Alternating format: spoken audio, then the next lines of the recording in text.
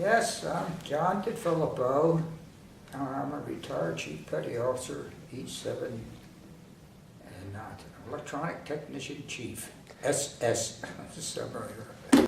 Actually, I started going to sea right from high school, which was January 1938. I served between New York and Hamburg, Germany on passenger liners, and until September 39, when Adolf Hitler marched into Poland. The passenger liners were no use, and the United States lines dropped that run. And we had to go back to Le Havre, France, and pick up the stranded Americans there. However, in 1940, when the passenger liners went someplace else, I went down to Philadelphia, my hometown, and the first thing was I wanted to get a job, and I did. So I went to work for Atlantic Refining Company on oil tankers, and that's a part of my seagoing days. Now, what happened, 1940, the draft board came aboard the ship, and they signed me up into the draft. How you like that? And they gave me a designator of M1. So you heard people with V1, V whatever. No, I was M1, which stood for Merchant Marine Class United States Naval Reserves. So I said, well, I don't understand what you're doing. And he told me that in case of war, the ship that you were on, they put the commissioning pennant on with being in the Navy then. Didn't work that way. I got orders in 42, and my wife was in the hospital at the time, so they gave me a reprieve of 3 months. So I finally went to active duty, but I said, where do I go to boot camp? You're not going to boot camp. So they put me aboard this Q ship, and that's a part of Project LQ, which is still, well, I think they downgraded it some years ago, I guess. I went in, and I didn't go to boot camp. I went directly to this Q ship, which was coming down from Casco Bay. It was on a shakedown. And there was another fellow. So I went from Philadelphia Receiving Station right up to Boston, South Annex. And they brought this thing into the South Boston Navy Yard. And I didn't know what the hell they were doing. But when this other fellow and I walked down the dock, I said, that doesn't look very nice to me, that ship. Because you could see where the doors were, they would drop down and the guns behind, everything like that. So we went aboard, and this guy, I could remember his name was Rivers, and he disappeared. He went over the hill and they never saw him after that. I don't know where the hell he went to. Maybe I should have went too. But anyway, they told us to drop our sea bags. In those days you had a sea bag, you had a mattress and a hammock and everything. It was all one. But they gave us a little tour of the ship. I says, Jesus, no, I don't want to serve on this damn thing. And all the guns were hidden. And they took everything that we had that was Navy or showed to the military and put it all down in the hold. And they gave us civilian clothes to wear at sea. And it's nice. It's quite a story. Initially, we would operate and go out in a convoy, and then we'd make like we were broke down. Me being in the fire room, all I had to do was turn the blowers down, and you get black smoke, of course, would come out of the fire. And if it didn't act as you were broke down, then you turn the blowers on, and you'd have white smoke if you got too much air. So, but that was all how I operated.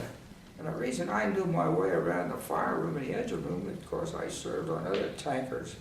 This tanker, the Bighorn, you have to remember that, A045, and the Navy gave it a second name. The second name was the original name of the ship, which was Gulf Dawn. It was a Gulf Dawn tanker. So all tankers are the same down in the engine rooms and fire rooms. So that's what happened, and she went on these long patrols. She would break out of the convoys, and then we were on our own. Oh boy, Germans were knocking the hell out of all the ships. And, I'm a resident of New Jersey. Well, I moved from Pennsylvania to New Jersey, and along the shoreline, boy, that's all you could see was all this oil coming up and everything. But anyway, that's what I ended up on. And after several runs and the takeover of Farley came up with a new idea that instead of operating alone, they were to make up a small task force which included 2 PCs, PC 617 and 618. And they were part of this task force. And it's great to see what they were involved in. They were worth a damn. they were, it's a weird way, for what they were built for. As a decoy, well, before the war started, of course I was in during that period, I got a medal for American Defense Medal, but it was a Merchant Marine medal. Now, the purpose of it was the Germans, U-boats used to come up and they were gentlemen, and they kept close by the ship and give the passengers a chance to get off, or the crew, or whoever, and that was it. Now, later on when they did that, our job was to get in close, drop the doors, point the guns out, and of course they had 50 calibers also besides these 4-inch 50s. And they had huge searchlights, 2 of them that we used at night. I was on one of them, 24-inch searchlight. When I turned that thing on, they'd say illuminate, I would duck. Of course, I didn't want somebody shoot my head off, but anyway, but that's what we were. Now, it didn't work out because the Germans they had known all about this. When they were taking these old ships that they got and converting them, they had to do it secretly. So I think a couple of them went and converted in Portsmouth Naval Shipyard, and the one was converted down in, oh God, I don't know where, but they were different places.